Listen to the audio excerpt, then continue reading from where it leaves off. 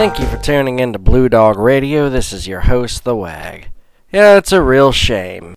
The once great Tea Party, the Tea Party that was going to shake up Washington in 2010, the Tea Party that started off as a Ron Paul movement has sadly been neoconned into nothing more than a neo-fascist wing of the GOP. Maybe that's a strong choice of words, but I'm going to explain it.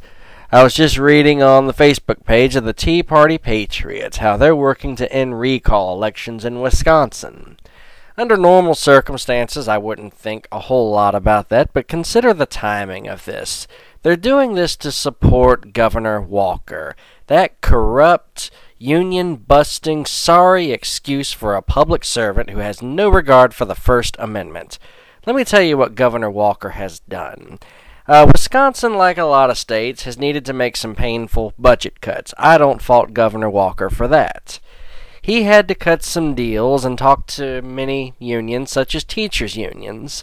And Governor Walker is convinced that the only way to solve the problem is to pretty much destroy all their bargaining rights. Pretty much tell the teachers' unions, you can't bargain with us for teachers' pay and benefits anymore.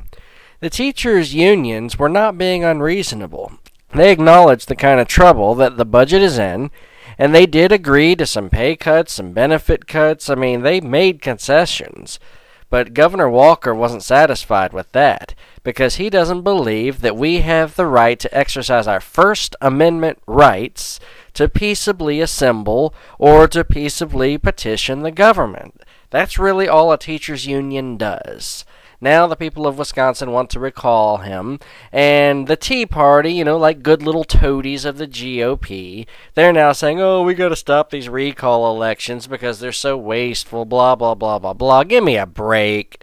You're doing this to protect Governor Walker. Now, the reason I called them neo-fascist earlier, let me tell you a little about the old fascist. The old fascist hated labor unions. The old fascist clearly did not believe in the right to peaceably assemble or petition the government, and they certainly wouldn't have supported a democratic process such as recalling an unpopular leader, especially when he's trampled on the Constitution. I mean, do fascists even have a Constitution? When the Tea Party first started, I was actually excited about them. I thought they were going to get in there and make some great changes. I supported them for the same reason I'm supporting Ron Paul right now. I didn't agree with them 100%. I don't agree with Ron Paul 100%. But I thought they would bring the kind of changes we need.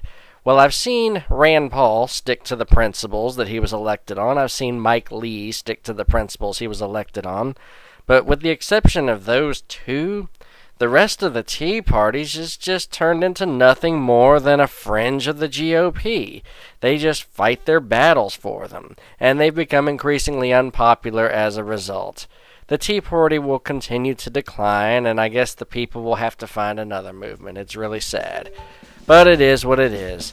Thanks for tuning in to Blue Dog Radio. This is The Wag signing off.